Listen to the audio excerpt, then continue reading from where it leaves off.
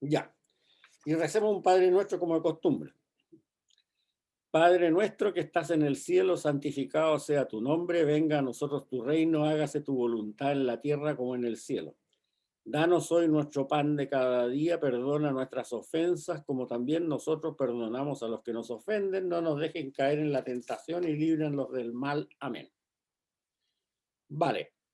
Entonces, después de este repasito que hicimos de las últimas cosas que vimos en la clase pasada, y que les recomiendo, repasen bien, porque hay varios conceptos importantes que se vieron en la clase pasada que tienen mucha trascendencia para lo que vamos a ver de aquí en adelante. Bien, el evento siguiente que pasa en la vida de Pablo, que la cuenta él nomás, esa no la cuenta San Lucas en el libro de los Hechos de los Apóstoles, y ya vamos a ver seguramente por qué en esta misma clase. Es una discusión feroz que tuvo con Cefas, o sea, con San Pedro, en Antioquía.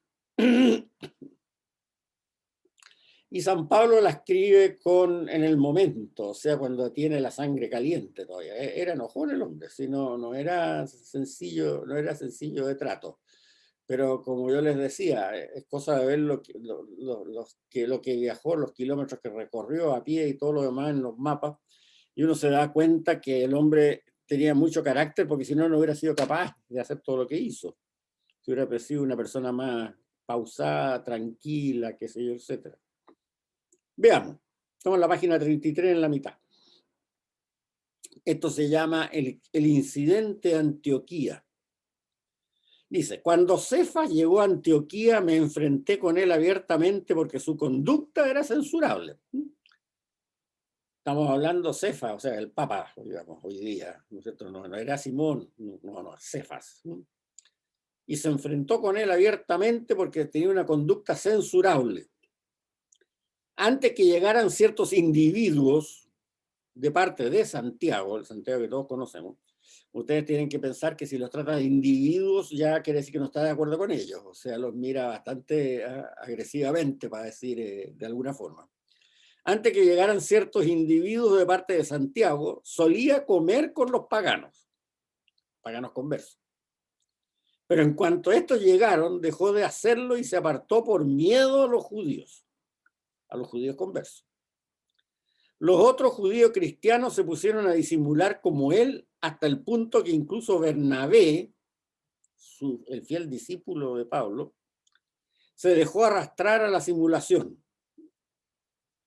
Cuando vi que no procedían derechamente, según la verdad, piensen aquí que está tratando a Cefas de chueco, ¿no? O sea, digamos las cosas como son.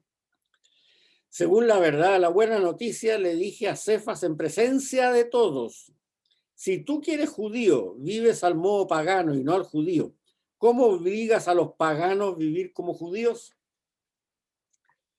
Bueno, aquí ustedes se dan cuenta de Troya. Y el punto es ese. O sea, los paganos tienen que ser aceptados en la comunidad cristiana como paganos. Nada de eso de que tengan que ser una especie de judío de segunda clase. Ese es el punto que le saca la mayor roncha a San Pablo. Los paganos tienen que ser aceptados como paganos, no como judíos, tolerados como judíos de segunda clase, así medio asimilados, como eran cuando tenían que le exigían esas normas que cuenta San Lucas cuando habla del Concilio de Jerusalén, que se las exigían a aquellos paganos que vivían en la ciudad santa. Y lo interpela. Si tú que eres judío, vives al modo pagano y no al judío, ¿cómo obligas a los paganos a vivir como judíos? O sea, Pablo no puede aceptar, porque está llegando eso de la comida, ojo que esto puede estar refiriéndose a la cena del Señor, la liturgia. Eso que hubiera que tener liturgias separadas entre miembros de la comunidad de origen judío y miembros de la comunidad de origen pagano, San Pablo no lo podía permitir. No lo podía permitir. La cena del Señor era única y por lo tanto todos tenían que participar por igual. No puede ser que haya liturgias especializadas, digamos así. Bueno, puede haber especializadas por el idioma, a lo mejor, eso sí, pero no que el contenido de los que pueden asistir o no asistir a una o a la otra tenga que ser distinto. Eso Pablo no lo podía aceptar y tenía toda la razón. Ahora, después de este incidente de Antioquía, normalmente se piensa que ya ahí se hizo esa división del mercado que dice Pablo en la misma carta a los Gálatas, y los apóstoles salieron fuera de Jerusalén y Pablo se dedicó a los paganos y se vieron requete contra poco después de eso. Se vieron nada más que cuando ya al final de la vida, digamos así, activa de ambos, se reunió Pablo con Santiago en Jerusalén para entregar una colecta, ¿sí? Que es lo que dijimos en la clase pasada, que él tenía que dedicarse a hacer una colecta para los pobres de Jerusalén, además. Y ahí fue Pablo tomado preso y llevado a Roma, y ahí se encontró con Pedro de nuevo, porque Pedro había llegado a Roma un poco antes que él. Pero entre medio respetaron ese acuerdo, cada uno se dedicó a un mercado distinto, y tratando de no toparse entre ellos.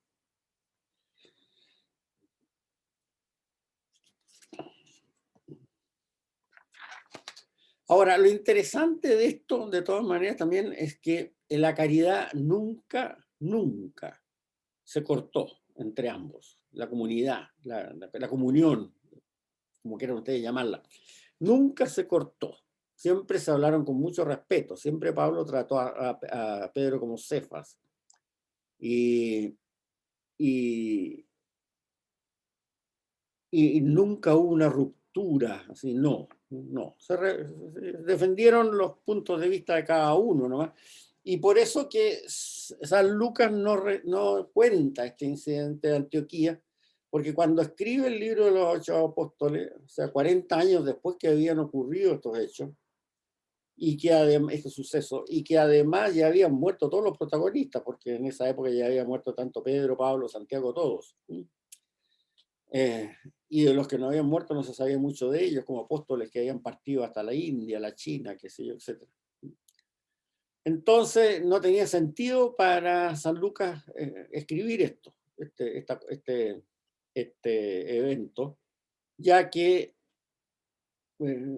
no trajo mayores consecuencias en el sentido de rupturas. Siempre la comunión existió y existió muy fuerte. Pero nos debe poner una nota, no sé si signo de alerta o signo de cuidado, entre nosotros mismos, sobre lo que pasa ahora. Mientras no hay ruptura de algo dogmático esencial, como en este caso, que no hay, es un problema pastoral de cómo hacer de que todos se sientan comunes en la misma casa cuando se celebra la liturgia. Mientras no haya una ruptura de tipo dogmático, las discusiones existían y eran fuertes y se enojaban. O sea, San Pablo aquí está enojado, no es tan sencillita la cosa. Eso, los individuos y de los, como lo dicen para los jefes, a los importantes, que me importa que sean importantes, que sean cosas de ese tipo que leímos en nuestra clase, existían. O sea, eso que nos cuentan de que los primeros cristianos eran todos pacíficos, tranquilitos, se amaban, se besaban, se abrazaban y nunca discutían, pamplina. Discutían igual que ahora nosotros. Lo importante es que nunca se rompía la comunión y el acuerdo sobre la parte fundamental estaba clarísima. Eran problemas pastorales nomás, cómo organizar la pastoral en una forma que efectivamente se pudiera llegar mejor a todo el mundo sin tratar a nadie de segunda clase. En el fondo ese es el problema. Por eso que yo creo que nos trae bastantes enseñanzas para nosotros entender las cosas como fueron, y no como a veces nos las cuentan. Había discusiones fuertes y además había actividad del Espíritu Santo también fuerte, porque aclaraba las cosas. O sea, ustedes espero que después de este curso se den cuenta de la cantidad enorme de puntos que se resolvieron, de puntos de dudas o de conflicto o lo que sea, que se resolvieron precisamente en esta labor de comunidad en el siglo I. Fue infinita, o sea, si nosotros miramos, y eso lo vamos a analizar bien en las últimas clases, cómo era el cristianismo a fines del siglo I en lo esencial, diría que el 99% era idéntico al actual, como el actual debiera ser, digamos, así, mejor. ¿Ah? Y de ahí para adelante han sucedido muchas cosas, pero esenciales. Es lo mismo que existía por allá por el año 80, por el año 90. Bien, vamos ahora a ver las cartas de Pablo. Ya hemos tratado un esbozo de su vida y ahora vamos a ver las cartas. Hay un punto importante que a lo mejor ustedes no conocen, pero que históricamente se sabe hoy en día y que en las homilías no se dice. Y no se dice porque a lo mejor no es el lugar apropiado para decirla, yo no discuto eso.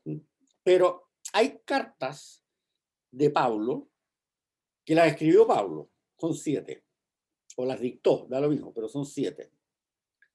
Y las otras 6 que salen en las Biblias bajo su nombre fueron escritas posteriormente a la muerte de Pablo. Ahora, eso no tiene nada de malo ni de particular, porque en las épocas pretéritas, 2000 años atrás, en que muy poca gente sabía escribir, entonces la autoría de un documento no estaba dado porque lo hubiera escrito él de pluma o lo hubiera dictado él mismo, sino que estaba dado porque la comunidad que había oído predicar o hablar a ese caballero, el supuesto autor de ese documento, certificaba que lo que decía el documento era efectivamente ideas que ellos habían oído de esa persona. O sea, podía haber perfectamente un plazo entre medio de tradición oral. Y esa tradición oral se podía por escrito en algún momento, digamos. Entonces, tenemos que distinguir entre las cartas del Pablo original, escritas por él o dictadas por él, y las cartas que son de su comunidad con enseñanzas que la comunidad recordaba y recopiló y en algún momento las puso por escrito para que no se perdiera esa enseñanza. Y eso es importante porque obviamente por mucho que se pretenda ser absolutamente fiel, las cartas que son escritas por la comunidad tienen algunas características que son diferentes. De partida, la redacción. La redacción es distinta porque la escribió otra persona, que a lo mejor escribía distinto, tenía otro estilo de escritura, y eso no tiene nada de malo. Y algunos otros detalles también que se nota que se refieren al leerlas, y la historia nos enseña, la arqueología histórica, qué sé yo, de que se refieren a hechos que ocurrieron después de la muerte de Pablo. Entonces, esas cosas, hasta hace poco, hasta antes del concilio más o menos, no se estudiaban. Ya vamos a ver por qué cuando veamos los capítulos finales del curso. Erróneamente no se estudiaban. Entonces siempre se hablaba como que Pablo era muy contradictorio en sí mismo, porque claro, se agarraba una carta de él y una escrita 30 años después de su muerte, por Timoteo, por ejemplo. Entonces decían, pues ve aquí, como que no calza. Entonces, ¿qué pasaba? Este hombre era muy inconstante en sus ideas. No. La explicación es muy sencilla. Es que esa otra carta fue escrita por un discípulo suyo recordando lo que Pablo le había enseñado, en cambio la primera fue escrita por Pablo en persona. Entonces, ellos en los apuntes, los 3 grupos de cartas que hoy día la Iglesia, prácticamente unánimemente, incluso luteranos, católicos y todo lo demás, las clasifican como de Pablo mismo o no de Pablo mismo, de la comunidad, se dividen en tres grupos. El primer grupo, que yo hablo ahí de las cartas de Pablo I, Pablo I, como los papas así, Pablo I, son las que son auténticas de él. Eso está todo el mundo de acuerdo. Después vamos a ver las cartas de Pablo II, Pablo II, en el índice ustedes la pueden ver, que son tres cartas que se escribieron poco después de la muerte de Pablo, o sea, unos 10 años, en el lapso de 10 años, y por discípulos muy directos de él, y que por lo tanto tienen pocas diferencias lingüísticas, porque es muy probable que los escribas que hayan escrito eso, el grupo 1 y el grupo 2 hayan sido los mismos, todavía. Y después hay un tercer grupo, que yo las llamaba las cartas de Pablo III, que ya se escribieron 20 años después de la muerte de Pablo y tienen ya redacción diferente. O sea, se nota que el escriba al cual le dictaron estas cartas, la comunidad le dictó, era distinto que lo que usaba Pablo, los escribas que usaba Pablo. Así que tenemos Pablo I, Pablo II, Pablo III, que lo vamos a estudiar cronológicamente. O sea, ahora vamos a dedicarnos a Pablo I. Las cartas de Pablo I son 7. Esta página 34 está todo aclarado esto. Primera Tesalonicense, y en orden cronológico son Primera Tesalonicense, Primera Corintio, Segunda Corintio, Gálata, Filipense, Filemón y Romanos. La de los Romanos es la última que escribió.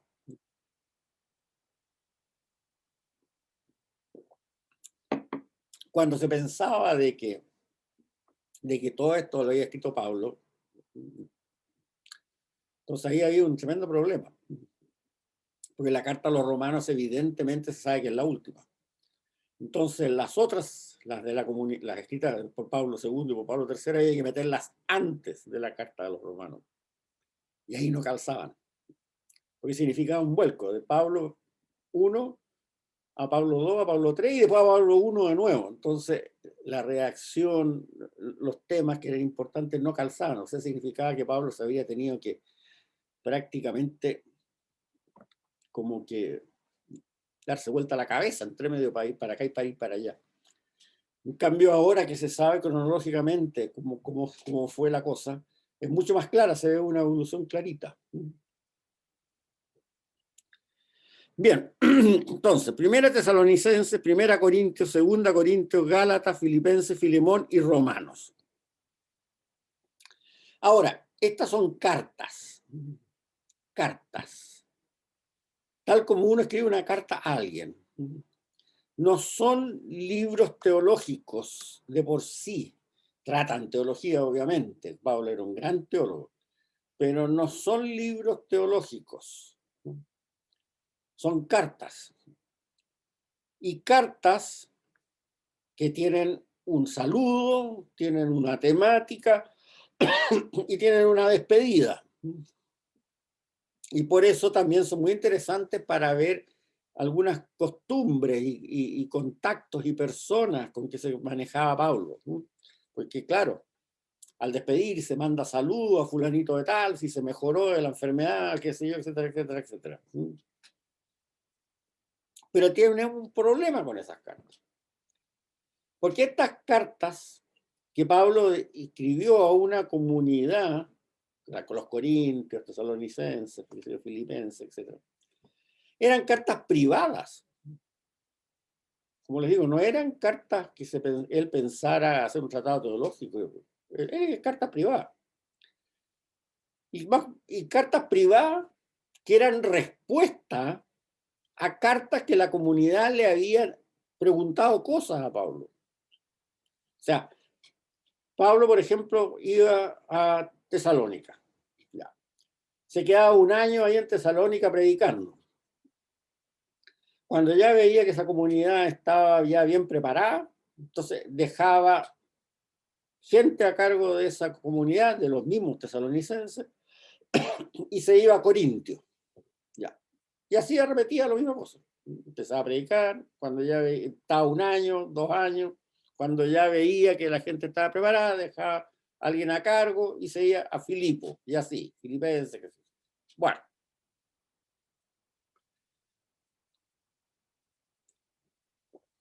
¿Qué pasaba? Que cuando estaba en Corintio, de repente los tesalonicenses tenían un problema. Entonces se le ocurría la cosa obvia.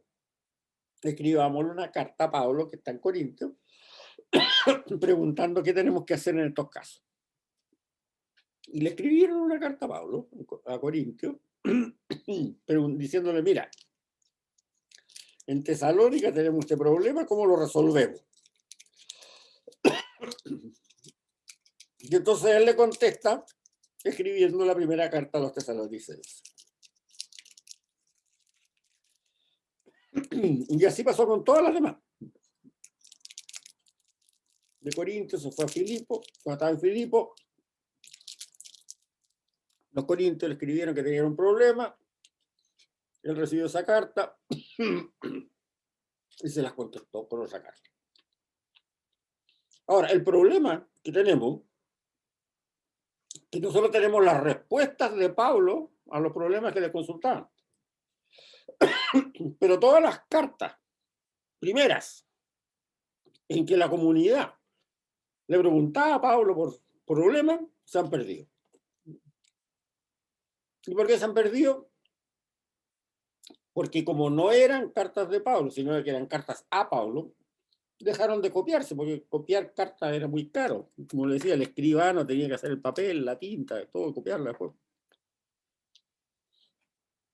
Entonces, nosotros tenemos respuesta a problemas que no tenemos necesariamente claros cuáles eran. ¿Se fijan? Por eso que las cartas de Pablo nos parecen que de contra complicadas. Primero, porque están desordenadas en las Biblias, no están cronológicamente. Y además hay 6 cartas que no las escribió él. Y segundo, porque incluso las que escribió él son respuestas a problemas que no tenemos idea cuáles eran esos problemas. O sea, problemas que tenemos que nosotros tratar de deducir de las respuestas que él da. Pero eso no siempre es tan claro. Además, que ahí también hay confusión, porque hay posibilidad de confusión, porque en algunas de estas iglesias que él fundó eran mayoría de paganos y en otras también había judeocristianos que se habían convertido por la predicación de Pablo, a pesar de que él no se dedicaba a ello. Entonces, la respuesta varía según él se la da a paganos o se la da a algunos judeocristianos. Por eso que ahí hay dificultades de interpretación. Y lo que se hacía, o lo que se hacía por lo menos hasta, como les digo, antes del concilio, cuando a raíz del concilio se empezó a estudiar bien, era que las cartas se analizaban respecto a la mentalidad de hoy día, o sea, del siglo XX, pensando que toda la había escrito Pablo así nomás, por ocurrencia de él. No, no las escribía por ocurrencia de él, las escribía por respuesta a sus comunidades. La única carta que él escribió a ocurrencia de él era la carta a los romanos, porque él llega allá preso y no había estado nunca, entonces no le podían hacer preguntas. Pero como él sabía que ya estaba Pedro ahí, manda esa carta, la carta a los romanos, para aclarar su posición para que lo recibieran bien. Cosa que ocurrió. Así ocurrió. Entonces, bueno, esto hace que en nuestra comprensión de las cartas de Pablo haya tenido que ser reanalizada en los últimos 50 años muy fuertemente en la iglesia y también en algunas iglesias protestantes que yo ya las llamo que son más serias, digamos, desde el punto de vista de los estudios teológicos, como la iglesia luterana del norte de Europa. Por eso que ha cambiado mucho la comprensión de las cartas de Pablo en los últimos 50 años, y diría 30 también. De hecho, yo tuve que cambiar bastante mis apuntes de lo que tenía hace 40 años atrás, a lo que tengo ahora, por estos avances que se han hecho, que son muy lógicos, muy coherentes. Y otra de las razones por las cuales les decía en la clase, en el email pasado que les mandé, traten de tener una Biblia moderna, buena, de buena traducción, la del Jerusalén o la de Luis Alonso Schöckel, porque no sea más atrás del año 1990, por las notas al pie de página. Ahora, en esa época no existía una central de correos como hay ahora, sino que normalmente las cartas las trasladaba un mensajero de la misma comunidad, de allá para acá o de acá para allá, da lo mismo. Y ese mensajero era alguien que había colaborado con el propio Pablo o con la propia comunidad cuando era la carta de pregunta en la redacción de la carta. Entonces la conocía muy bien. Entonces, el mensajero que llevó la carta, por ejemplo, desde Corintio hasta Tesalónica, la primera carta a los tesalonicenses, era alguien que le había ayudado a redactarla a Pablo. Puede haber sido el escriba, no sé, un discípulo. Entonces, la carta, los receptores la leían en público, la leían en la liturgia, y la leía el mensajero, el que la había traído de donde estaba Pablo a esa comunidad y que había ayudado a redactarla a Pablo. Entonces era una persona muy autorizada para responder las dudas que pudiera generar la lectura de esa carta. Él, el mensajero, la traía y decía, tengo esta carta de Pablo, ya, ok, este domingo nos vamos a juntar, ahí la lee. Y la leía. Y le hacían todas las preguntas a él que la comunidad quisiera. Y él la podía explicar muy bien porque había sido corredactor, coescritor de esa misma carta, o el escribano, qué sé yo. Entonces, la carta no era algo frío como cuando uno recibe una carta en el correo. La carta era la carta transportada por un humano que la sabía interpretar. Y eso era muy importante. Ahora, además, vamos a seguir complicando este asunto. Ocurrían dos cosas también muy importantes. Tres, siempre me falta una. Primero, se extraviaron algunas cartas. O sea, en una carta Pablo habla de una carta a los laodicenses, que no apareció por ningún lado. Lo cual no era raro, dado la forma que yo les explico que estas cartas eran cartas privadas. Entonces era muy posible que alguna carta después no la encontraran nunca. No se estaba escribiendo en ese momento algo así como un Nuevo Testamento, eran cartas privadas. Entonces algunas se perdieron.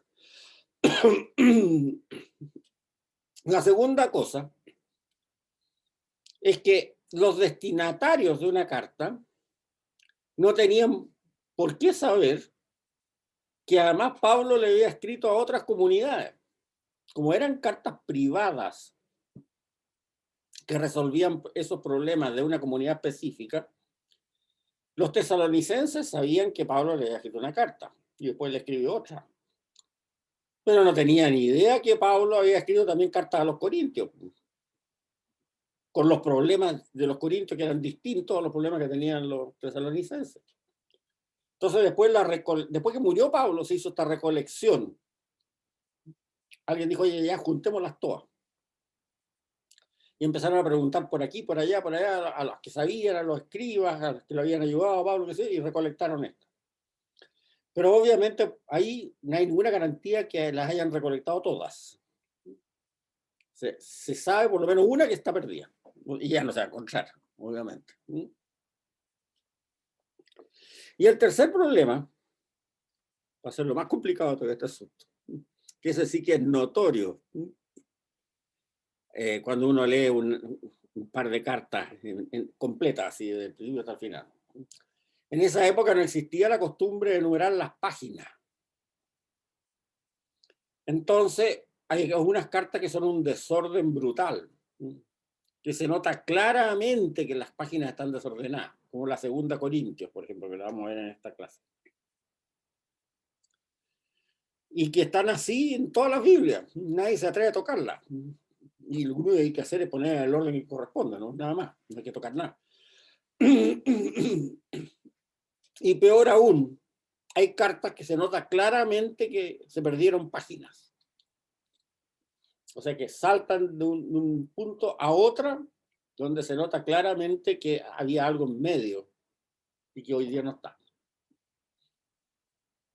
Pero bueno, es lo que hay, como decimos nosotros en Chile. Entonces, pero todo esto muestra claramente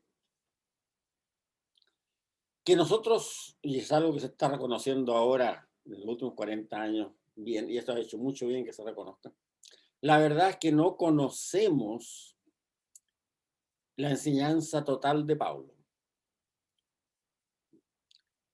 Por lo tanto, no le podemos achacar la culpa a Pablo que haya puntos de la vida del Señor que no tocan sus cartas. Es absurdo achacárselo como se hacía antes, el siglo XIX, el siglo XVIII, qué sé yo.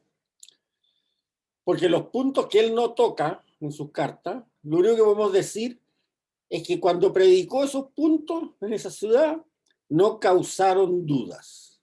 Nada más. Y por lo tanto, nadie le preguntó una aclaración a Pablo, decirle, ¿qué quisiste decir con esto? Y por lo tanto, él nunca respondió tocando ese tema. ¿Ya? ¿Les queda claro?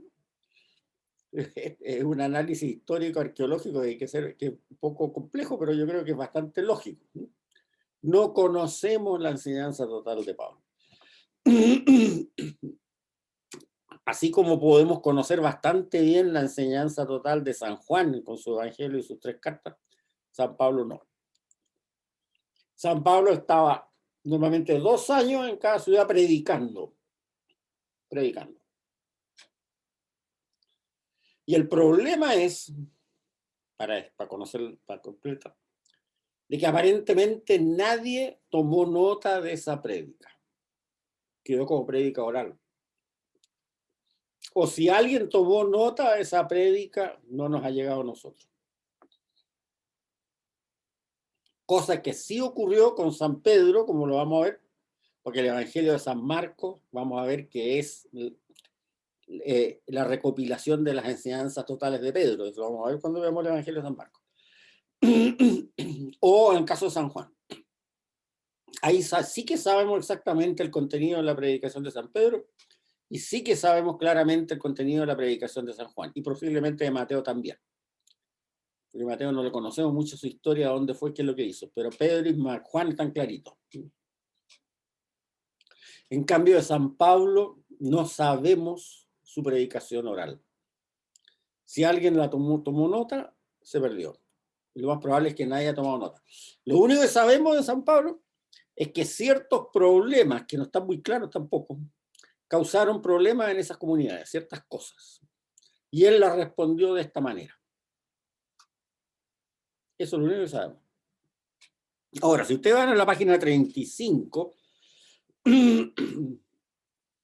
hay algunos teólogos que han hecho estadísticas de esto, qué puntos toca Pablo en sus cartas, qué sé yo, y más o menos ahí para tener una idea de todos los puntos que habría tocado.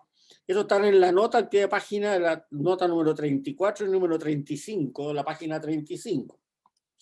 Repásenlo bien. Hay muchas cosas que dice, pero es que a veces las dice de pasada nomás. Entonces, pero ahí está ese catálogo completo de cosas.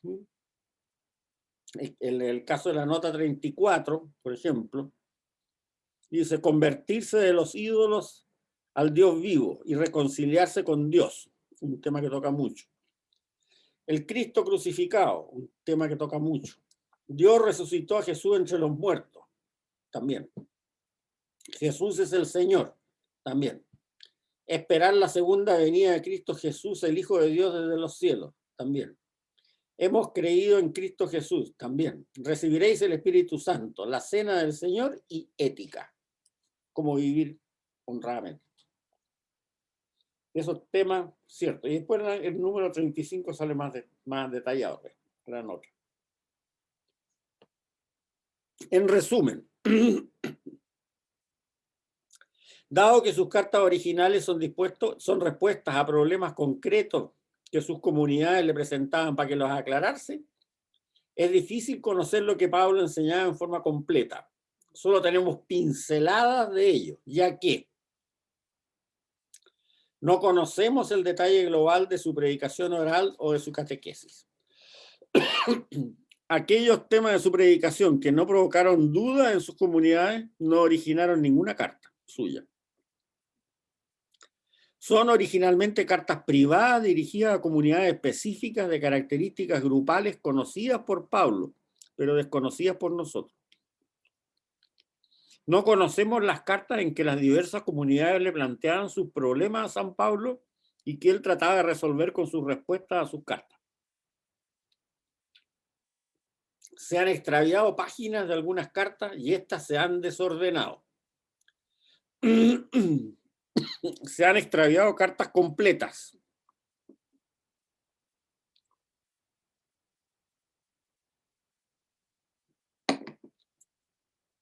Y un punto muy importante es de suponer también que en los aproximados 15 años que duró la actividad misionera y literaria de Pablo, él haya madurado su interpretación del mensaje de Cristo. Por eso es importante tener en cuenta el orden en que sus cartas fueron escritas, de modo de poder interpretarlas correctamente. Voy a apagar una estufa que tengo aquí que me está dando mucho calor.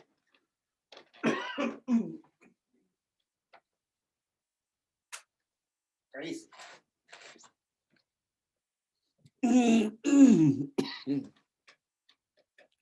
O sea, no es lo mismo interpretar la carta a los Gálatas, ayudándose en la carta a los romanos, interpretar la carta a los romanos, ayudándose en la carta a los Gálatas. Porque el orden es Gálatas primero y como 5 años después, Romanos. O sea, es posible que en alguna explicación teológica que él da en la carta a los Gálatas no tuviera todavía tan claro el punto como lo toca de nuevo en la carta a los romanos. Bien. Voy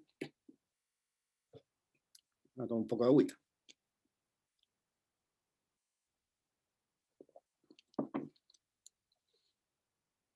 Vamos a Primera Tesalonicenses.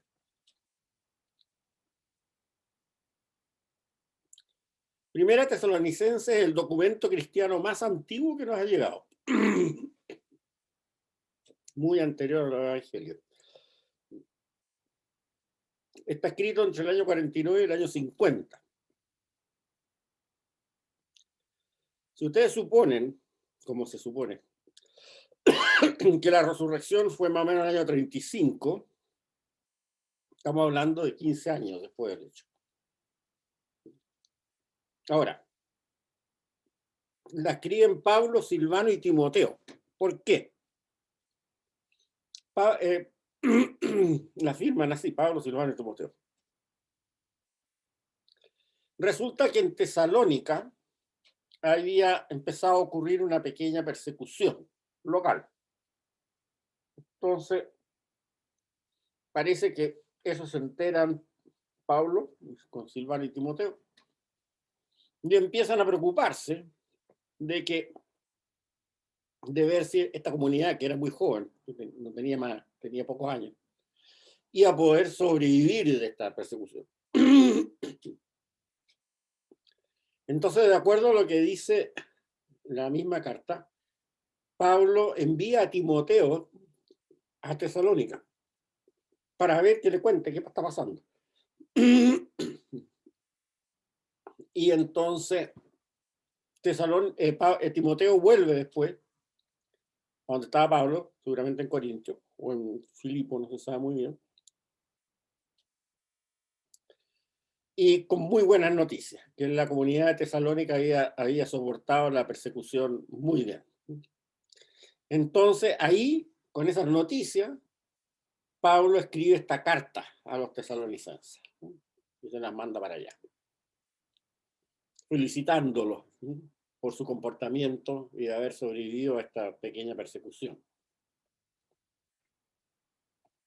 Entonces, en la primera parte de la carta, una carta breve, Pablo da gracias a Dios por estas buenas noticias que le cuenta a Timoteo. Y en la segunda parte los exhorta y le da instrucciones para mantener una comunidad que sea fiel y activa en estos momentos difíciles. Esto es lo más antiguo que tenemos en documentos cristianos hasta la fecha. Y ahí toca el tema esto de que los tiempos han llegado, los nuevos tiempos, en que, al igual que lo había predicho Isaías, las naciones están pasando de adorar a los ídolos a adorar al Dios verdadero y viviente, lo cual es el signo para él de que lo que había predicho Isaías se está cumpliendo, o sea, los tiempos finales han llegado.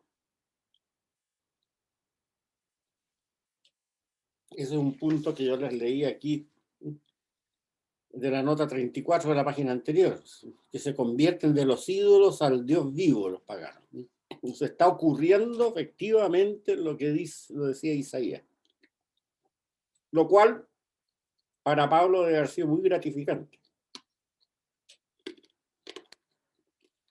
puesto que esa fue la razón de su cambio de actitud después de la teofanía en el camino a Damasco.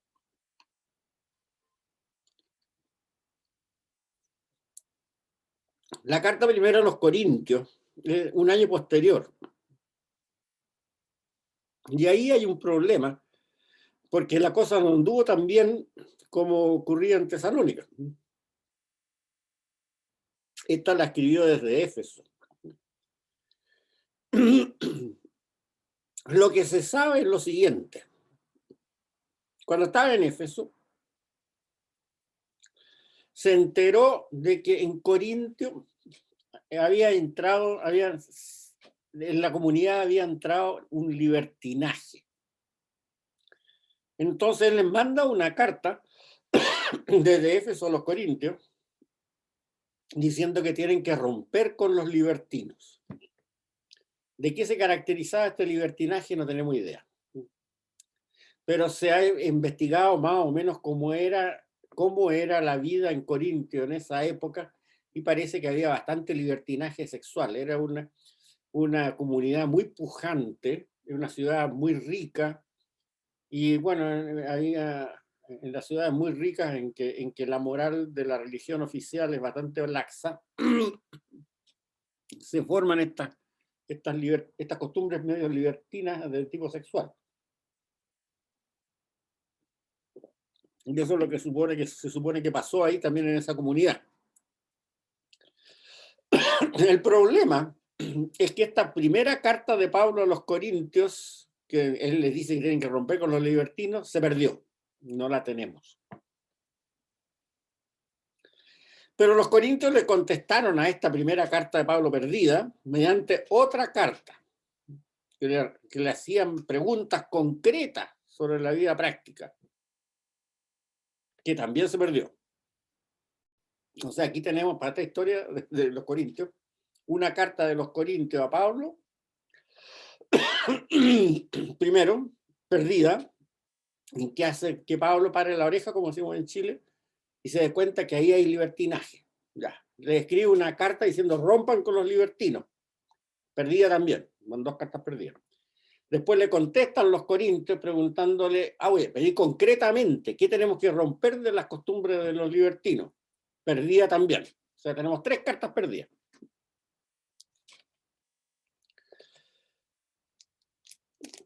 Y la que tenemos como primera carta a los corintios es la segunda carta de respuesta de Pablo, o sea, la cuarta carta de este circuito. No sé si les queda claro. Primera carta de los corintios a Pablo, carta de Pablo a los corintios y carta de los corintios a Pablo diciendo concrete, esas tres perdidas.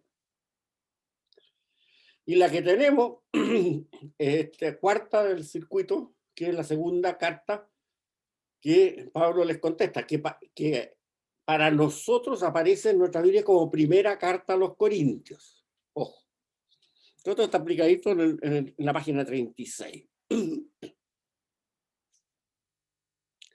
Y además les manda algunos mensajeros para que cuenten bien lo que quiere Pablo.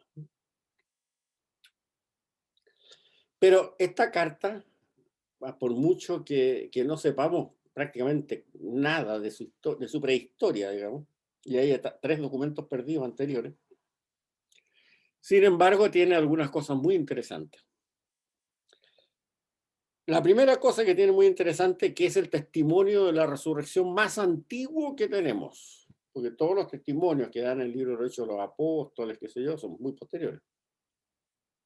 Aquí tenemos un testimonio del año 50, 15 años apenas después de ocurrido. Pero además es brutalmente fuerte este testimonio. Leamos. Lo que les transmití fue, ante todo, lo que yo había recibido, que el Mesías murió por nuestros pecados, como lo anunciaban la Escritura, que fue sepultado y que resucitó al tercer día, como lo anunciaban la Escritura, que se apareció a Cefas y más tarde a los 12. Después, fíjense esto, se apareció a más de 500 hermanos a la vez, y la mayor parte de ellos viven todavía, aunque algunos han muerto. Después se le apareció a Santiago y luego a los apóstoles todos. Por último, se me apareció a mí también como nacido a destiempo. Es el testimonio más antiguo de la resurrección que tenemos. Y fíjense bien, que se apareció a más de 500 hermanos, las cuales la mayoría viven todavía. Sí, pues estamos hablando del año 50 y eso tiene que haber ocurrido en el año 35. Bueno, ¿y por qué es importante este testimonio? Porque, por lo que él dice, si la resurrección hubiera sido un cuento, como dicen los ateos y desgraciadamente también ahora algunos cristianos, esta carta hubiera provocado escándalo, hubiera sido desmentida al tiro. Pues supongamos de estos 500 que vieron al Señor resucitado, seguramente el día de Pentecostés, estos 500, supongamos que dice algunos han muerto, ya se murieron 200, quedan 300 vivos, tal como él dice, la mayoría viven todavía. Si estos no rechazaron este testimonio, que lo podían haber hecho en ese momento, haber dicho, no, Pablo, no digáis lesera, esto no ocurrió así. Y no quedó ni un rastro de nadie que se haya quejado en ese momento, ya sea escrito, oral, de tradición oral, lo que ustedes quieran. Quiere decir que este testimonio de Pablo, tal como lo cuenta, es brutalmente importante, brutalmente cierto. Porque claro, el que uno diga, bueno, es que San Lucas en el libro lo hizo el apóstol, ¿sí? San Lucas lo escribió 40 años después del hecho, cuando probablemente no había nadie vivo de los que lo hayan visto. Pero aquí no, aquí estamos viendo un testimonio 15 años después que el mismo Pablo dice, oye, si muchos están vivos, los conozco, los que lo vieron. Y nadie alegó. Entonces, esta carta es importantísima por eso, por varias otras cosas más. Pero desgraciadamente esto no se le da el peso que se tiene muchas veces en las homilías. La otra cosa que da testimonio también en esta carta es cómo celebraban la misa, o sea, la cena del Señor. Porque eso nos va a permitir entender también lo que decía yo del problema en Antioquía con Pedro. Veamos. Porque lo mismo que yo recibí y que venía del Señor, se lo transmití a ustedes. Que el Señor Jesús, la noche en que iban a entregarlo, tomó un pan, Jueves Santo. Dio gracias, lo partió y dijo, esto es mi cuerpo que se entrega por ustedes. Hagan lo mismo en memoria mía. Después de cenar, hizo igual con la copa, diciendo, esta copa es la nueva alianza sellada con mi sangre. Cada vez que la beban, hagan lo mismo en memoria mía.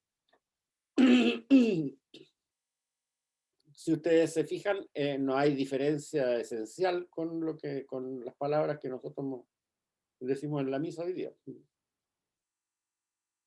Y esto también es años 50. O sea, y además él ya lo cuenta como una tradición. O sea, esto es lo que yo recibí que se lo transmite a ustedes. O sea, quiere decir, oye, si esto es común, esto es. Así es la cena del Señor. Ahora, hay un punto interesante porque aquí cuando yo les leo el testimonio sobre la resurrección, habla de mucho de cómo lo anunciaban las escrituras, después, como lo anunciaban las escrituras. Hay que entender que las escrituras para Pablo era la Biblia hebrea, ya sea en la traducción de los 70 o en el original hebreo. No había un Nuevo Testamento en esa época. O sea que está hablando claramente de que él está inserto, está transmitiendo que el Mesías que estaba anunciado en la Escritura fue el que resucitó. Por lo tanto, volvemos al tema de si él dejó de ser judío o no dejó de ser judío. Nunca dejó de ser judío.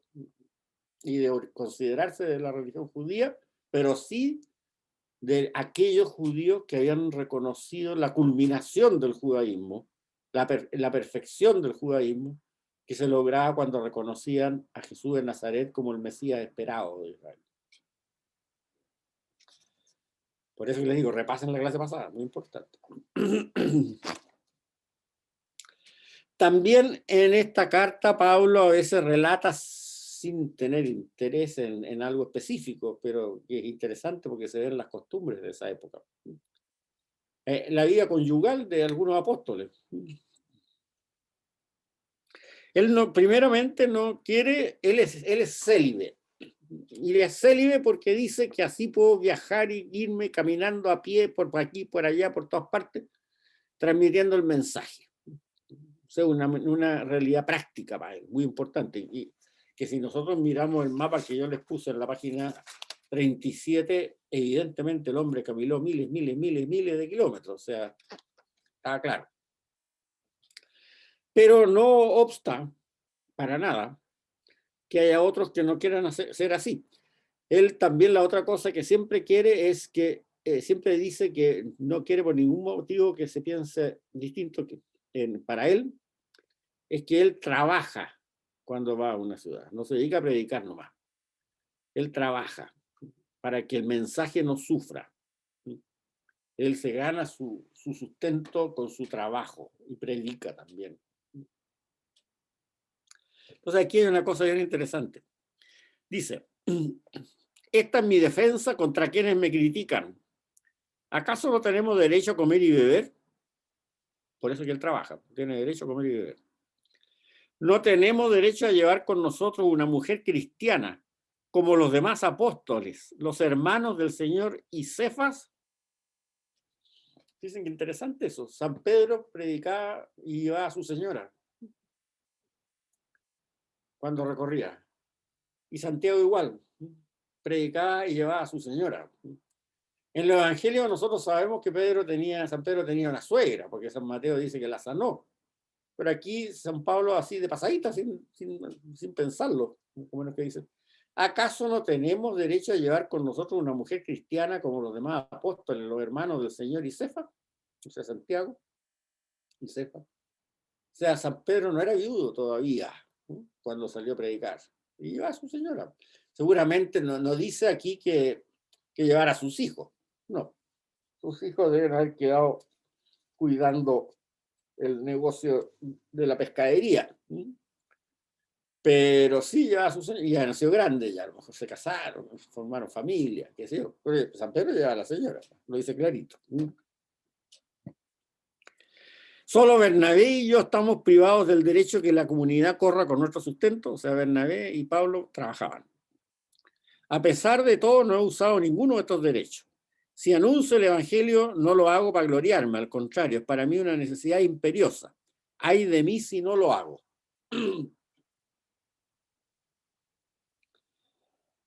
Bien, y con respecto a a la vida marital, tiene una frase que es bien interesante también. Cumpla el marido su deber con la mujer y lo mismo la mujer con el marido. La mujer no es dueña de su cuerpo, sino que lo es el marido. Lo mismo que el marido no es dueño de su cuerpo, sino que es la mujer. No se nieguen el uno al otro, pero dediquen un tiempo para dedicarse a la oración. O sea, el ser una sola carne, como dice el Génesis para marido y mujer, es tan potente para San Pablo que cada cónyuge no es el dueño de su cuerpo, no puede hacer lo que quiera con su cuerpo, sino que en forma igualitaria el cuerpo de un cónyuge pertenece al otro y el del otro pertenece al uno. Y es bien interesante ese ejemplo. Ahora, en esta carta también está el himno al amor, que, ojo, en las Biblias antiguas se habla como el himno a la caridad. No, el himno al amor, al amor. Y incluso cuando, yo me acuerdo cuando era niño, digamos, que se leía esto como el himno a la caridad, y cuando se tocaban, que había que explicarlo en la misa, el sacerdote hablaba mucho del himno a la caridad, y hablaba que se refería a la limosna, qué sé yo, etc. No, nada de cuento. Aquí se habla del amor en sus máximos aspectos, ¿no? Desde el amor conyugal, del amor de pareja, del amor de los padres a los hijos, del amor de los hijos a los padres, del amor del ciudadano con sus vecinos, de todo tipo de amor, desde lo más macro hasta lo más micro. Bueno, no lo voy a leer porque es largo y así avanzo, pero ustedes lo conocen, aunque yo hablara todas las lenguas de los hombres y de los ángeles, si no tengo amor, soy como una campana que resuena, un platillo estrendoso, qué sé yo, etc. Al final dice, el amor nunca terminará, las profecías serán eliminadas, el don de lenguas terminará, el conocimiento será eliminado, porque nuestra ciencia es imperfecta y nuestra profecía limitada. Pero cuando llegue lo perfecto, lo imperfecto será eliminado. Cuando era niño hablaba como niño, pensaba como niño y razonaba como niño. Al hacerme adulto abandoné las cosas de niño. Ahora conozco a medias, después conoceré también como Dios me conoce a mí. Ahora nos quedan tres cosas, la fe, la esperanza y el amor, pero la más grande de todas es el amor. Ahora, la segunda carta que nosotros llamamos la segunda carta a los Corintios, sigue con esta historia de desencuentro.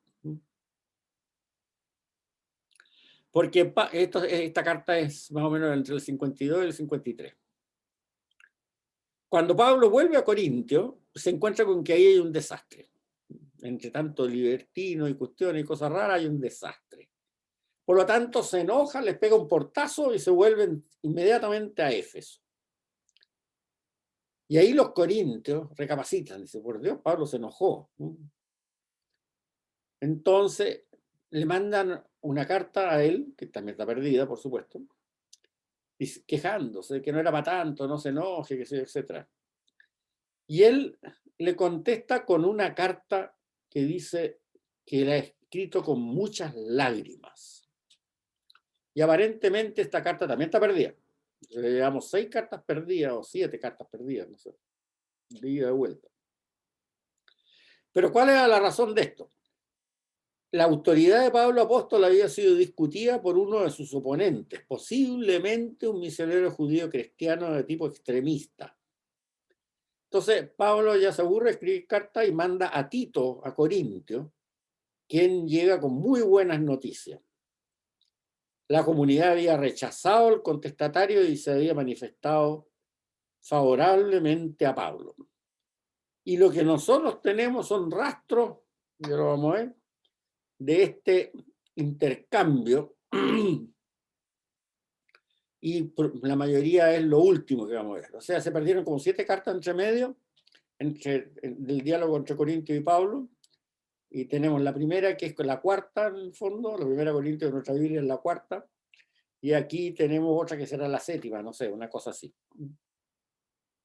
Y ahí Pablo dice, pero Dios que conforta a los abatidos nos confortó con la llegada de Tito, no con solo su llegada, sino también con el consuelo que había recibido de ustedes. Él me contó el afecto, el dolor y la preocupación que ustedes tienen por nosotros y eso me alegró aún más.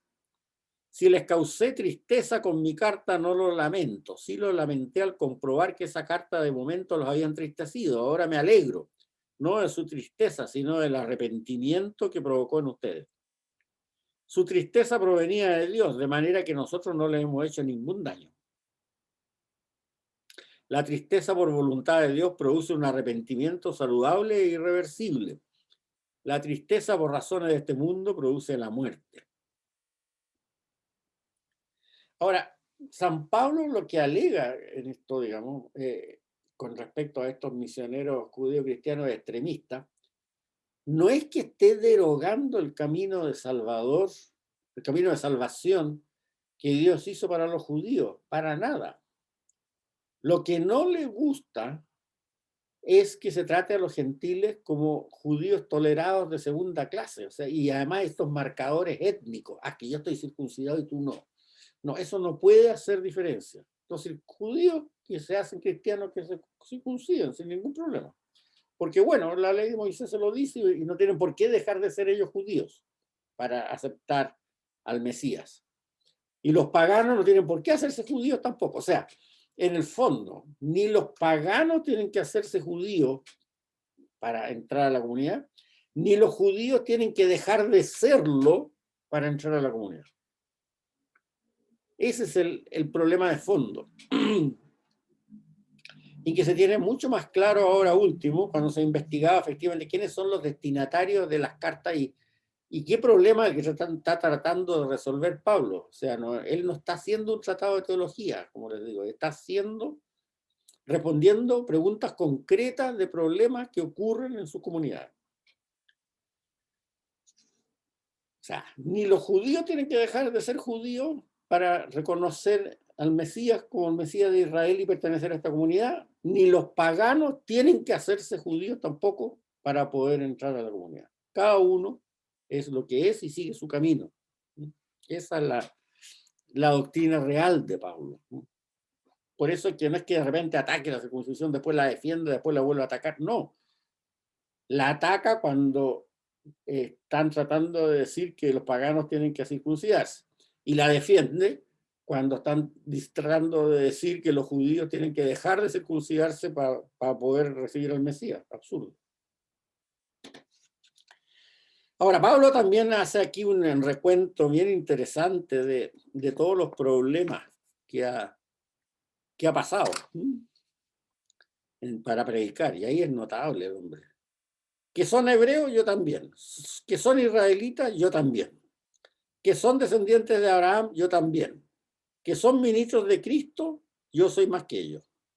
Les gano en fatigas, les gano en prisiones, les gano en golpes. Con frecuencia estuve al borde de la muerte. 5 veces fui azotado por los judíos con 39 golpes, 40 menos 1. 3 veces me azotaron con vara, una vez me apedrearon, 3 veces naufragué y pasé un día y una noche a la deriva en alta mar. ¿Cuántos viajes con peligros de ríos, peligros de asaltantes, peligro de parte de mis compatriotas, peligro de parte de los gentiles, peligro en las ciudades, peligro en descampado, peligro en el mar, peligro en falsos hermanos, con fatiga y angustia, sin dormir muchas noches, con hambre y sed, frecuentes ayunos, frío, sin ropa. Y además de estas y otras cosas, pesa sobre mí la carga cotidiana, la preocupación por todas las iglesias. Alguien enferma sin que yo enferme, alguien cae sin que a mí me dé fiebre. Si hay que gloriarse, me gloriaré de mi debilidad. El Dios Padre del Señor Jesús sea bendito por siempre, sabe que no miente. Ahora, 2 Corintios es una recopilación de páginas de cartas de todas estas 7 que más o menos andan medio perdidas. Es una recopilación de páginas que van quedando de una y de otra. Por eso es que leer 2 Corintios de la primera línea a la última, como saben las Biblias, es espantoso, porque no se entiende absolutamente nada. Veamos. Los fragmentos de cartas anteriores que se perciben en 2 Corintios por la arqueología histórica, en orden cronológico son los siguientes. La parte más antigua es cuando él hace una defensa articulada y profunda de su misión como apóstol de Cristo, que va del capítulo 2, versículo 14, al capítulo 7, versículo 4. Lo más antiguo no está al principio. Esta carta todavía supone que Pablo no había percibido lo profundo de la crisis ocurrida en Corinto. O sea, antes del portazo, como decía yo. Después hay un trozo que se llama carta polémica, en que se advierte una fuerte violencia y Pablo se ve obligado a reconquistar una comunidad que se le había pasado al bando de los recién llegados. Y esta carta violenta es después del portazo y después de las lágrimas. Capítulo 10, versículo 1 a capítulo 13, versículo 10. Después viene la carta de reconciliación, en que Pablo agradece la solución de la crisis debida al éxito de la misión de Tito. Capítulo 1, versículos 1 a 2. No, perdón, capítulo 1, versículo 1 a capítulo 2, versículo 13. Y se agrega el capítulo 7, el 15 y el 16. Después, una carta en que recomienda hacer ir a la colecta que él va a llevar a Jerusalén, que es el capítulo 8 y el capítulo 9. Y además está citada la carta de las lágrimas en el capítulo 6, versículo 2 al 4, que está perdida. O sea, este es el enredo de la segunda carta a los Corintios. Vamos a verlo bien en detalle. Déjeme buscar más agüita y vengo al tiro.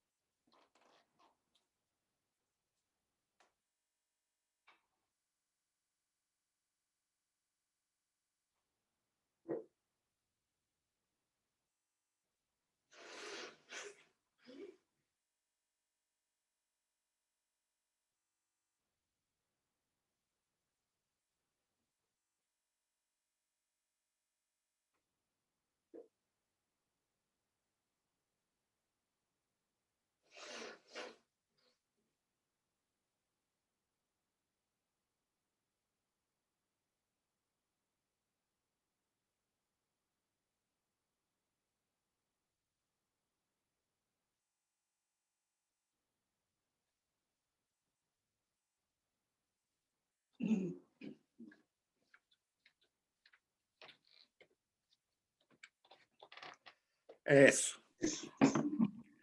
Estamos. Va.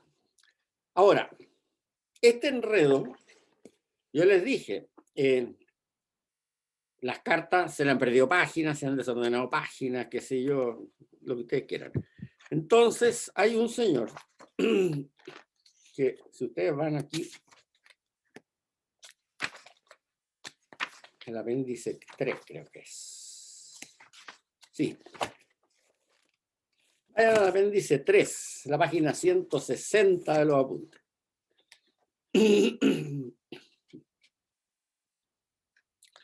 Hay un caballero, un biblista católico muy importante, que se llama Zenén Vidal. Y don Zenén agarró todas las cartas de estas 7 cartas de Pablo, el Pablo I, porque se da este problema en las cartas de Pablo I, no se dan en las cartas de Pablo II ni de Pablo III. Y las puso por orden los fragmentos, de acuerdo a lo que se deduce de la historia que conocemos de Pablo, todo esto, que fue para allá, que fue para acá, que se enojó, que mandó a Tito, que volvió a Tito, que se todo. Y las están aquí ordenaditas. Vean la página 160, porque aquí les voy a explicar. Ahora, Entonces él las enumera ahora, pero para no crear conflicto, dado que en nuestras Biblias aparecen como Primera Corintios, Segunda Corintios, Primera Tesalonicenses, que sé yo, etc. No las numera con números, sino con letras. O sea, Tesalonicenses, Corintios A, Corintios B, Corintios C, qué sé yo, las perdidas, las no perdidas, etc. Entonces, aquí tienen ustedes. La primera carta a la comunidad de Tesalónica, esta es una sola, no tiene problema. Sí tiene un pequeño añadido posterior, que son 2 versículos del capítulo 2 y 11 versículos del capítulo 5, que son aclaraciones que agregaron después cuando se redactaron las cartas de Pablo II a Pablo I, pero que no son del original, se nota claramente. Y que a veces se piensa que en vez de aclarar complica más la cosa, se entiende mucho mejor si se saca esos versículos. Después, don Zenén Vidal pone la carta a los Gálatas, antes de la de los Corintios. Yo pongo los Gálatas después de los Corintios, pero son más o menos de la misma época, no tiene tanto problema. Tampoco hay mayor problema con la carta a los Gálatas, pero sí tiene 2 versículos añadidos posteriormente, el capítulo 6, versículo 6 y capítulo 6, versículo 18. Ok. El problema empieza ahora con las cartas a los Corintios. Entonces ahí pone primera carta a la comunidad de los Corintios, que la llama Corintios A. Y explica, que está aquí con cursiva, cuál es el problema, como se lo he explicado yo. Trata de solucionar 2 problemas de la comunidad, un sincretismo, estratificación social, qué sé yo. Y dice cuáles son los versículos que pertenecen a esta carta.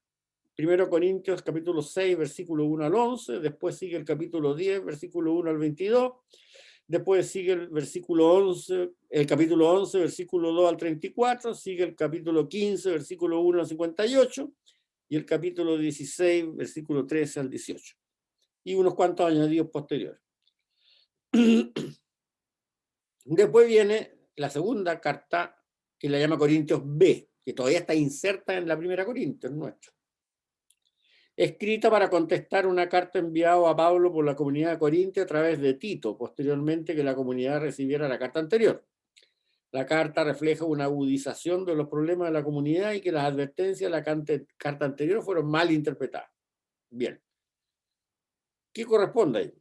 Primera Corintios, versículo 1, capítulo 1, versículo 1 al capítulo 5, versículo 13. Capítulo 6, versículo 12 al capítulo 9, versículo 27. Capítulo 10, versículo 23 hasta el capítulo 11, 1.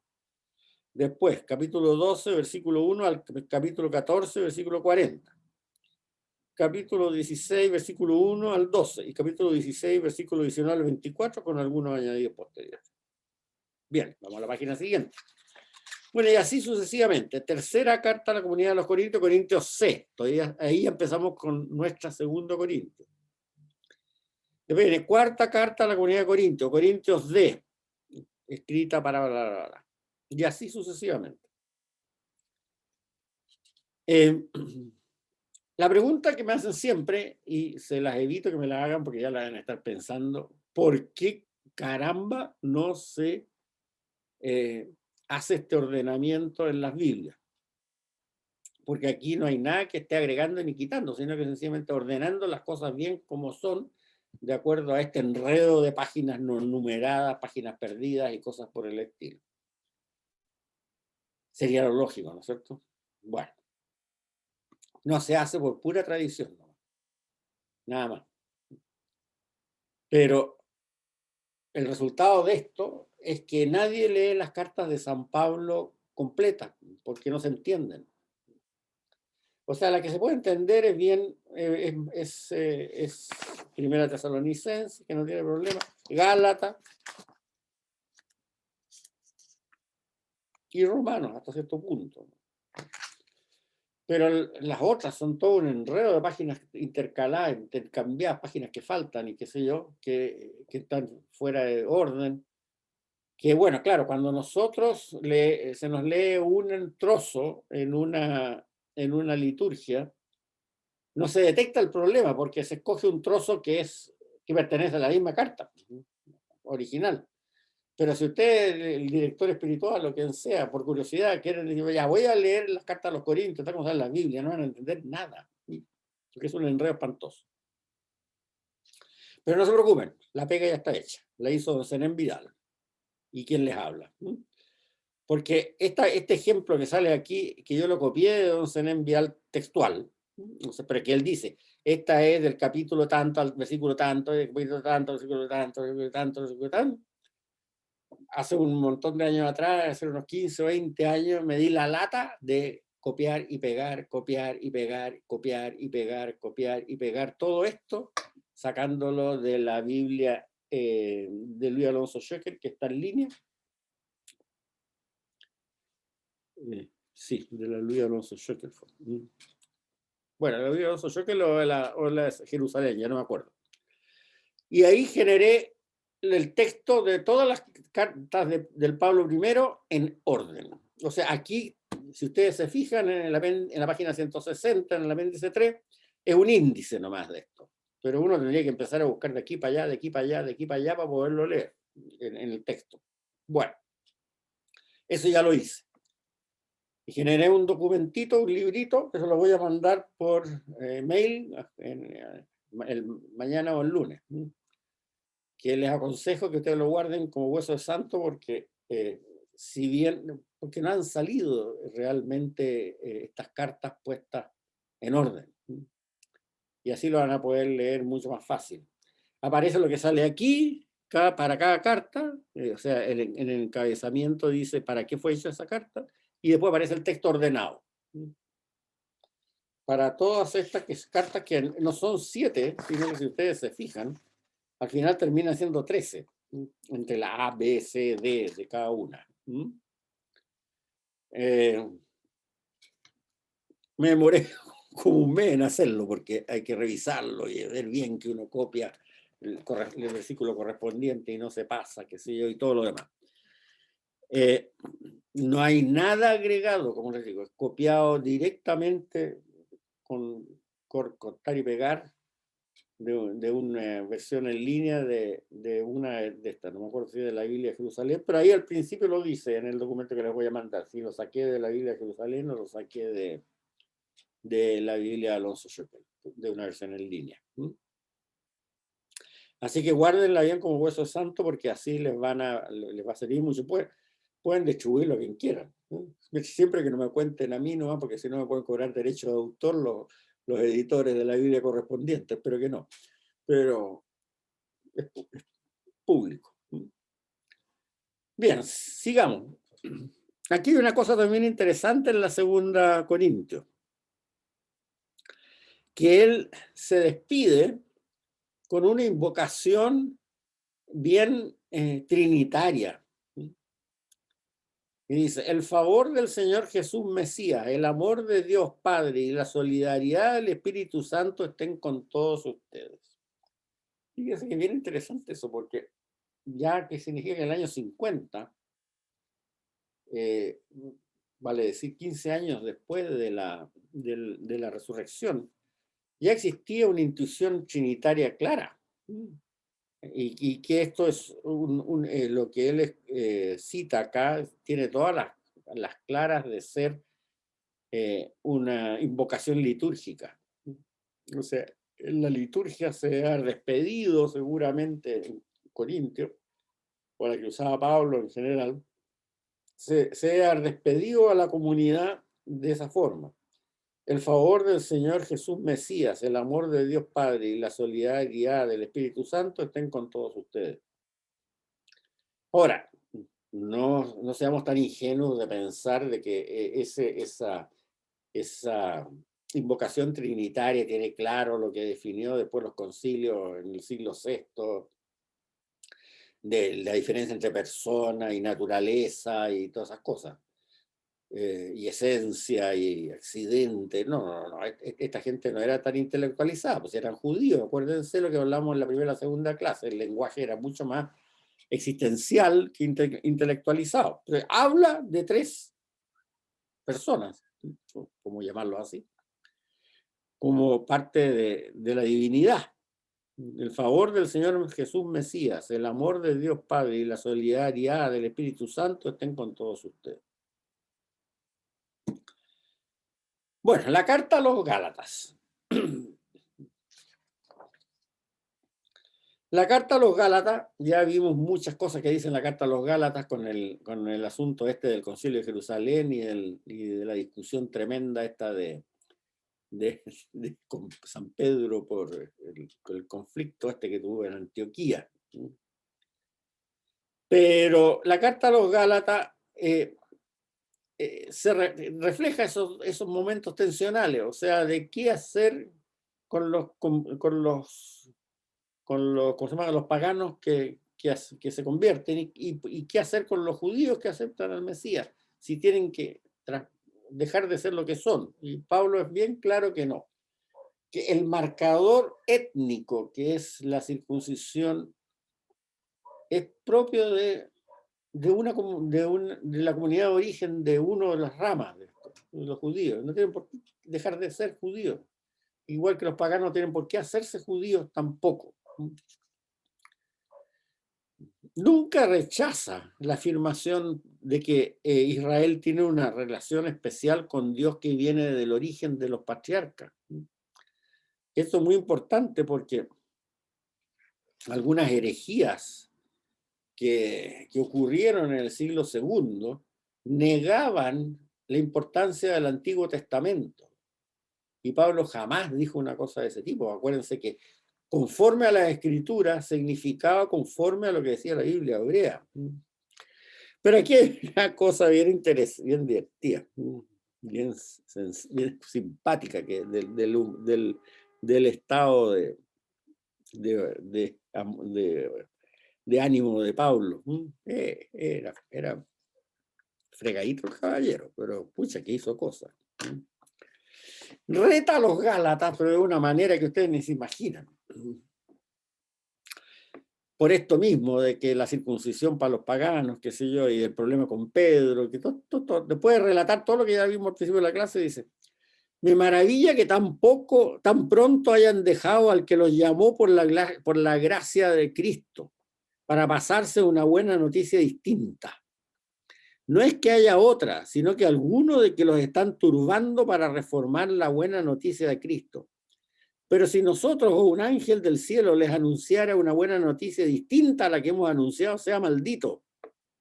Como ya se los he dicho y ahora se los repito, si alguien les anuncia una buena noticia distinta a la que recibieron, sea maldito. Y termina con una cosa que es bien simpático, porque yo les hablaba la clase pasada de lo que son las Biblias pastoral y cómo de repente cambian un poco la reacción para ser menos chocante, para entenderse mejor, qué sé yo.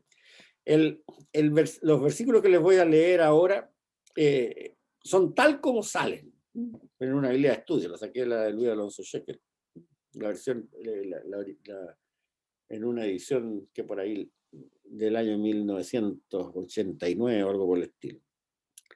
Fíjense. Estúpidos Gálatas, así los trata. ¿Quién los ha seducido a ustedes? ¿Ante quién fue presentada la imagen de Jesucristo crucificado? Una cosa que quiero que me expliquen. ¿Han recibido el Espíritu? Parece que los Gálatas eran paganos. ¿Han recibido el Espíritu por cumplir la ley de Moisés o por haber escuchado con fe? ¿Han recibido el Espíritu Santo por cumplir la ley de Moisés, ustedes paganos, o por haber escuchado con fe? Tan estúpidos sois que habiendo empezado con el espíritu han acabado con la materia. ¿Han experimentado en vano cosa tan importante? Imposible que haya sido en vano. Aquel que les da el Espíritu Santo y hace milagro por medio de ustedes, ¿lo hacen porque cumplen la ley de Moisés o por haber escuchado con fe? O sea, aquí hay que entenderlo, él no está hablando en contra de la ley de Moisés, como se ha dicho muchas veces, que ha sido abolida, que ha sido... No. Aquí le está hablando a paganos conversos que habían recibido el Espíritu Santo, o sea, habían sido bautizados y confirmados, como hacemos hoy día. Y entonces les dice: oye, ¿ustedes han recibido el Espíritu Santo porque fueron circuncidados o porque recibieron a Jesucristo con fe? Ustedes son paganos. Han recibido el Espíritu Santo, tal como le pasó a Cornelio. Han recibido el Espíritu Santo porque fueron circuncidados. Si no han sido circuncidados ustedes son paganos originales, no han sido circuncidados. Ustedes, ¿por qué están aquí? Porque han recibido el mensaje de Cristo con fe. Es distinto que como se ha interpretado algunas veces este pasaje, de que ya no corra la circuncisión. Él no dice eso. Para los paganos evidentemente no corre. Nosotros, los actuales cristianos que estamos aquí todos mirando estas cosas en Zoom, somos de origen pagano, por lo tanto no corre la circuncisión, no tenemos que circuncidar. Don Alejandro y don Jorge, que aquí los estoy viendo que están aquí, no se preocupen, no tienen que circuncidarse, tranquilo. ¿Ah? Eso lo dice San Pablo clarito. Pero eso no quiere decir que si un judío acepta el Mesías de Israel, Jesucristo como el Mesías de Israel, no tenga que circuncidar a sus hijos. Él no toca ese problema. Él está hablando aquí de los gálatas que son de origen pagano, tal igual que nosotros, los que estamos aquí en este Zoom. Creo, no sé si hay alguno que no. Pero para ellos es la fe en Jesucristo, dice para nosotros también, como de origen pagano, es la fe en Jesucristo la que nos trae el Espíritu Santo.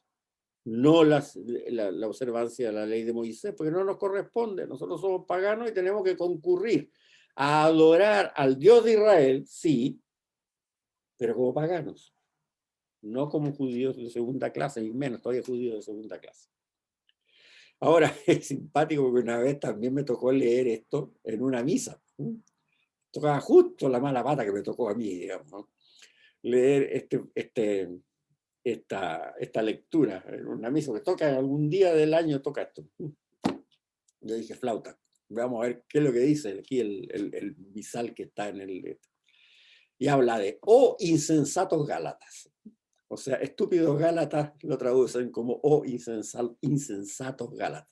Tan insensatos sois. Pero no se entiende mucho si no se explica la razón de por qué este exabrupto de San Pablo. Bueno, queridos amigos, quedamos aquí. La próxima clase vamos a empezar con la carta a los filipenses. Me hubiera gustado pasarla hoy día, pero es muy larga. Y, no es tan larga, son 5 o 7 minutos. Pero mejor verla después, para verla con más calma.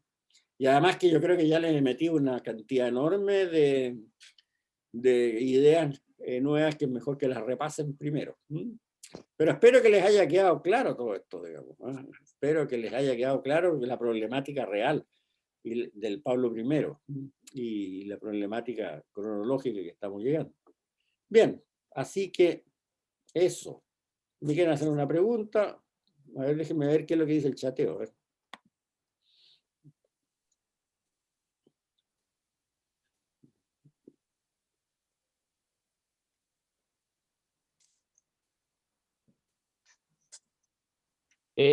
Se entiende que cuando dice carta a los corintios, en esa ciudad había una sola comunidad, o lo mismo los filipenses, o lo mismo los... una sola comunidad, o pueden ser varias comunidades en la misma ciudad. Hay dudas en eso, sí, pero en general la opinión que hay hoy día es que hay una sola comunidad. Es que eran comunidades muy chicas, medias divididas, tampoco hubieran sido muy grandes, digamos. O sea, eran comunidades chicas que habrán sido, no sé, 50 personas, digámoslo. Más algunos familiares, de algunos de los miembros de la comunidad, y que se reunirían en una casa de alguien que tenía una casa que podía alojar, aunque fuera en un patio o en alguna parte así, 50 personas. No era más que eso. Gracias.